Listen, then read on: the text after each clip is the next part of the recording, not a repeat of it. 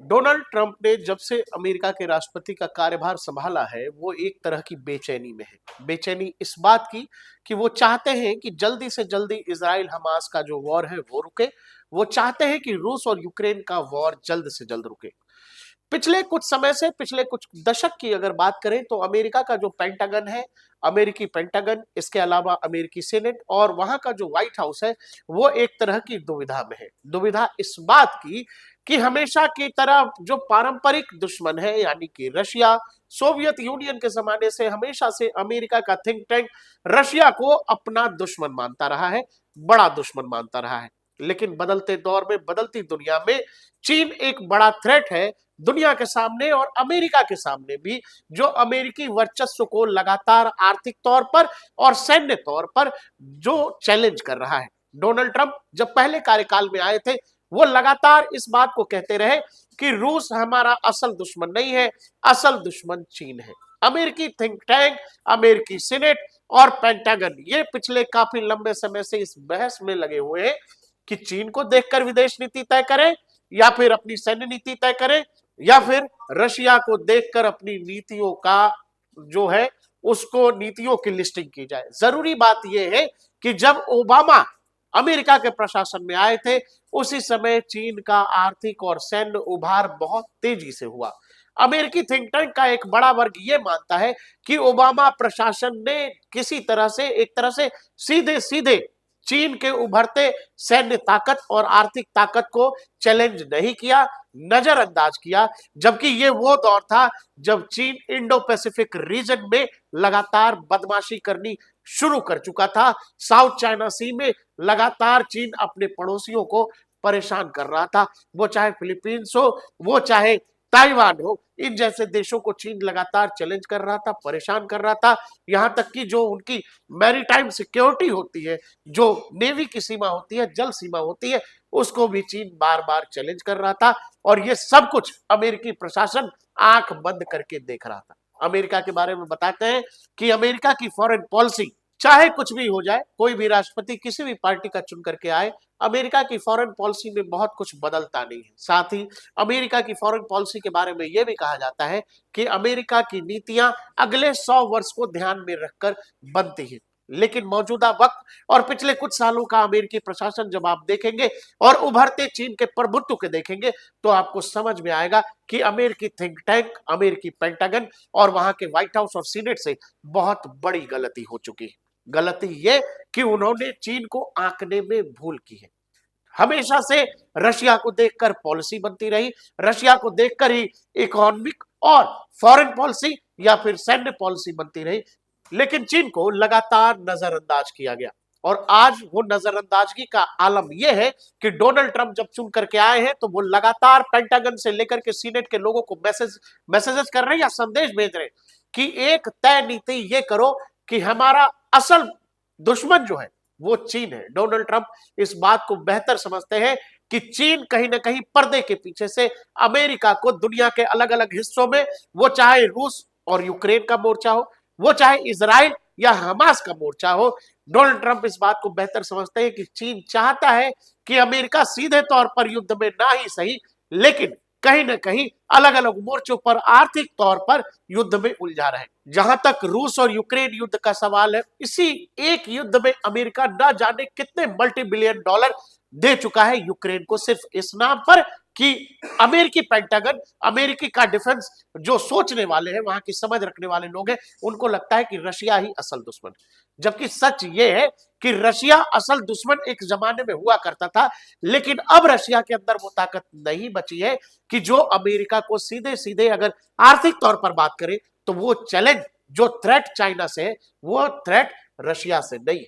बावजूद चीन ये चाहता है, चीनी थिंक टैंक ये चाहता है कि अमेरिका लंबे समय तक आर्थिक रूप से अलग अलग जगहों पर उलझा रहे। ये बात चीन के लिए मुफीद इसलिए हो जाती है कि फिर चीन बहुत आसानी से आर्थिक ताकत बनकर दुनिया में उभर सकता है और अमेरिकी बादशाह को चैलेंज कर सकता है। द इकोनॉमिस्ट की एक रिपोर्ट यह बताती है कि इंडो पैसिफिक के रीजन में चाइनीज पीएलए बहुत तेजी से अपनी सेना का मॉडर्नाइजेशन कर रही है, अपने हथियारों का मॉडर्नाइजेशन कर रही है। हालांकि दुनिया की तमाम रिपोर्ट्स में इस बात का भी जिक्र है कि अभी भी चाइना वेस्ट और अमेरिका के लिहाज से बेहद पीछे है। लेकिन डोनाल्ड ट्रंप उस वक्त तक का इंतजार करने के मूड में नहीं है जहां उनको ये सोचना पड़े या देखना पड़े कि अगर मैंने कोई एक्शन किया होता तो चीन पिछड़ जाता या चीन को रोका जा सकता था। जहां तक सवाल चीनी उभार, वो चाहे सैन्य शक्ति के रूप में हो, वो चाहे आर्थिक शक्ति के रूप में हो, वो कहीं ना कहीं बहुत बड़ा ब्लंडर हो गया है अमेरिकी थिंक टैंक से। और ये बात डोनाल्ड ट्रंप बार बार कह रहे हैं आने के बाद कि हमें युद्ध में नहीं उलझना है। अमेरिका प्रत्यक्ष तौर पर कहीं भी कोई युद्ध न लड़ेगा, न किसी युद्ध को फंड करेगा। जहां तक रूस यूक्रेन का मामला हो या फिर इजराइल का मामला हो, बहुत ज्यादा पैसा अमेरिकी अर्थतंत्र का इन युद्धों में लग रहा है। और ये बात ट्रंप नहीं चाहते हैं कि हम आर्थिक तौर पर कमजोर बस इसीलिए हो जाए, हम दूसरों के युद्ध नहीं लड़ेंगे, हम दूसरों के लिए लड़ाई नहीं लड़ेंगे। और इसीलिए डोनाल्ड ट्रंप जल्द से जल्द इन दोनों ही युद्धों को रोकने के पक्ष में है। और साथ ही वो ये चाहते हैं कि अगर अमेरिका इन दोनों युद्धों को रोक देगा, जो पैसा जो डॉलर इन दोनों ही मोर्चों पर अमेरिका खर्च कर रहा है, वो उनका दिमाग, उनका इस्तेमाल जो है इंडो पैसिफिक रीजन में चीन को रोकने के लिए कर सकता है। चीन लगातार दुनिया के अलग अलग देशों को, बहुत सारी यूरोपीय देश भी ऐसे हैं जो चीन के कर्ज जाल में फंसे हुए। ट्रंप इस चैलेंज को बेहतर समझते हैं और साथ ही ट्रंप अमेरिकी पेंटागन को यह मैसेज लगातार दे रहे हैं कि अमेरिका को इस सोच से बाहर निकलना पड़ेगा कि यूरोप की सुरक्षा जो है अमेरिका के हाथों में, हम ये ढिंढोरा और लेकर नहीं चलने वाले। ट्रंप ये जानते हैं अमेरिकी राष्ट्रपति के तौर पर 4 साल का वक्त बेहद कम होता है, लेकिन चीनी उभरते सैन्य शक्ति और आर्थिक शक्ति को अगर रोकने का समय है तो यही समय है। और यही कारण है कि वो ये चाहते हैं और लगातार अपने जो समूह है और डिफेंस के जानने समझने वाले लोग हैं उनसे ये कह रहे हैं, अपनी टीम से उन्होंने कहा है कि जरा ये तय करो कि क्या चीन का दौरा कितनी जल्दी किया जा सकता है। चीन के दौरे के बाद एक और रिपोर्ट आ रही है जिसमें वो चाहते हैं कि तुरंत बाद वो भारत का भी दौरा करना चाहते हैं। डोनाल्ड ट्रंप अमेरिकी राष्ट्रपति के लिहाज से, और जब वो अमेरिका पहुंचे तो अमेरिकी फॉरेन पॉलिसी एक तरह से एशिया सेंट्रिक होने जा रही है। और उसका बहुत बड़ा कारण, एक तरफ तो वो जो चीन सैन्य और आर्थिक तौर पर अमेरिका को चैलेंज कर रहा है, दूसरा वो चीन को बांधने के लिए अमेरिका को भारत की जरूरत है। और इसीलिए भारत अमेरिका की मजबूरी बनता जा रहा है। चीन लगातार इंडो पैसिफिक रीजन में अपने हर पड़ोसी को परेशान करता है। और हाल फिलहाल की घटनाओं को अगर ध्यान रखें, इवन इंडियन ओशन के अंदर, हिंद महासागर में भी लगातार भारतीय नेवी से टकराव की मुद्रा में चीन देखा गया है। और यही कारण है कि अमेरिका ये जानता है कि अगर यूक्रेन के मोर्चे पर तमाम सपोर्ट के बाद भी और यूरोपीय सपोर्ट के बाद भी अगर यूक्रेन को कोई नुकसान होता है तो अमेरिका इसको अपना हार नहीं मानेगा। अमेरिकी थिंक टैंक इसको अपनी हार के रूप में नहीं स्वीकार करेंगे, चाहे तो इसमें रूस और पुतिन का कुछ फायदा हो जाए। लेकिन अमेरिका ये जानता है, ट्रंप ये जानते हैं, रियल थ्रेट चाइना है, असली खतरा चाइना है।